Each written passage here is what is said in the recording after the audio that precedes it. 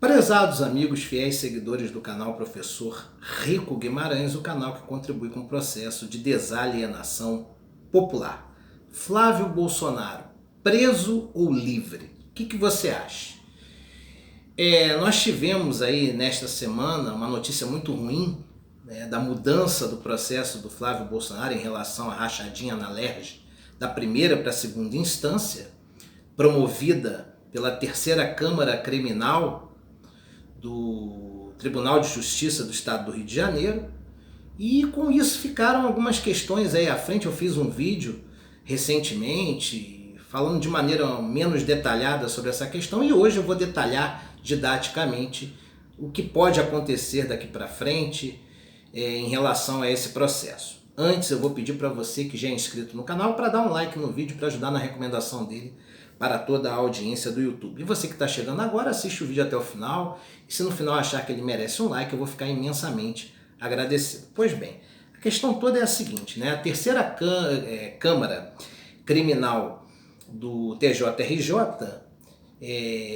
formada por um colegiado de desembargadores, retirou do juiz Flávio Itabaiana, da 27ª Vara Criminal do Rio de Janeiro, a tutela do processo da rachadinha da LERJ envolvendo o até então deputado Flávio Bolsonaro, hoje senador da República. E aí é complicada essa situação, porque agora o processo vai para um colegiado de desembargadores e também vai ser escolhido um relator para avaliar o caso e dar o seu voto acerca da análise jurídica após a hermenêutica do processo. E aí fica essa questão toda aí, como é que vai fazer, porque vai ser escolhido um relator para fazer a análise do caso, e até lá a defesa de Flávio Bolsonaro vai tentar criar outros mecanismos para tentar livrar a cara do hoje senador da República, o 01 do Bolsonaro. E complicado nisso tudo é o seguinte, houve essa mudança, aí até houve um questionamento se tudo aquilo que foi feito, em relação às movimentações e decisões do juiz Flávio Itabaiana, se no caso isso tudo vai ser anulado. Não vai ser anulado, ficou decidido, foi uma vitória em parte, porque ficou decidido que todas as movimentações e decisões do juiz Flávio Itabaiana vão ficar intactas, inclusive em relação ao Queiroz e também a tudo aquilo que já foi produzido dentro da instrução criminal do Flávio Bolsonaro no processo, tá certo? Agora, é aquela questão, A defesa do Flávio Bolsonaro, ela alega que o certo seria ele ser amparado pelo foro privilegiado, porque no momento em que ele teria praticado supostamente os delitos dos quais é acusado, ele estava na condição de deputado estadual. Mas existe uma jurisprudência pacificada do STF que leciona no sentido de que o político ele só deve ter acesso ao foro privilegiado quanto os delitos por ele cometidos têm a natureza da atividade parlamentar que ele efetua. Deu para entender? Eu vou explicar de uma maneira um pouco mais coloquial. O cara é deputado estadual. Segundo essa decisão do Supremo Tribunal Federal, que virou jurisprudência, o deputado estadual ele só vai responder com direito a foro privilegiado se ele cometer crimes que estejam diretamente relacionados à atividade dele enquanto parlamentar. Ficou mais claro agora? A rachadinha é algo que está em paralelo à atividade parlamentar, certo? Então a rachadinha ela é um delito cometido dentro do espaço da LERJ, foi um delito cometido ali naquele espaço, mas não está vinculado à atividade do parlamentar, ou seja, não é um tipo de modo criminoso que no caso pode ser vinculado à imagem do deputado. Se ele tivesse dado alguma declaração polêmica, praticado algum crime no exercício do cargo, de fato, ele poderia ter direito ao foro privilegiado, mas não. O crime que ele cometeu não está relacionado à atividade parlamentar dele.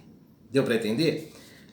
Então ele não tem direito ao foro privilegiado. Outra questão também, tá? Da manutenção do foro. A partir do momento que ele deixa de ser deputado estadual, ele não tem mais direito ao foro privilegiado.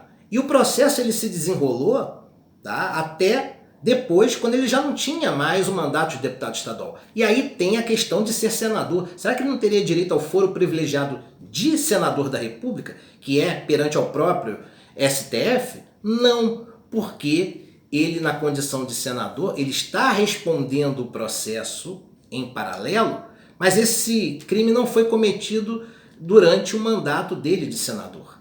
Mas foi cometido no mandato dele de deputado estadual, mas eu já expliquei. Não há vínculo entre a atividade delituosa e o mandato, ou seja, a atividade, a natureza do cargo.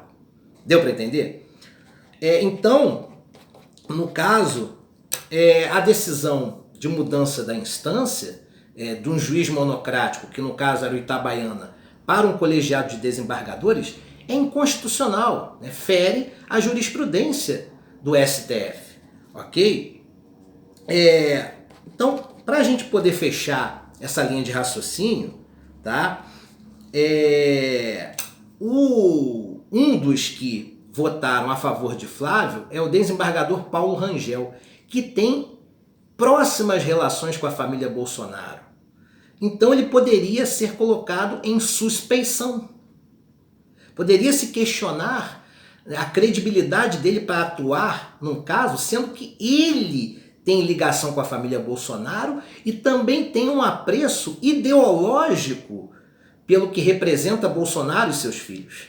Então ele deve ser colocado em suspeição. Um juiz, quando tem alguma relação, seja positiva ou negativa próxima, com o réu, ele não é colocado em suspeição? A mesma coisa vale para o autor?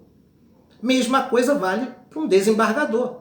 Ele também pode ser colocado em suspeição quando os seus atos podem estar viciados de aspectos emocionais ou preferenciais. Certo? Pois bem, né, o SNJ, né, o Conselho Nacional de Justiça, já está enquadrando o desembargador, e não só na questão do Flávio, mas numa outra questão que envolve um outro processo, e vamos ver se o CNJ consegue resolver essa questão, e vamos ver também se esse erro de mudar a instância para dar foro privilegiado a ele, no caso Flávio, seja corrigido, porque, repito, segundo jurisprudência do Supremo Tribunal Federal, você só pode dar foro privilegiado a um delito cometido pelo parlamentar que tenha vínculo com a natureza do seu cargo, o que não foi o caso das rachadinhas da Alerj, onde assessores disponibilizaram parte dos seus salários para beneficiar o até então deputado Flávio Bolsonaro, que direta e indiretamente tratou de lavar o dinheiro em loja de chocolate, em imóveis e também em relação a terceiros. É um ato de utilidade pública você compartilhar este vídeo. Um abraço a todos.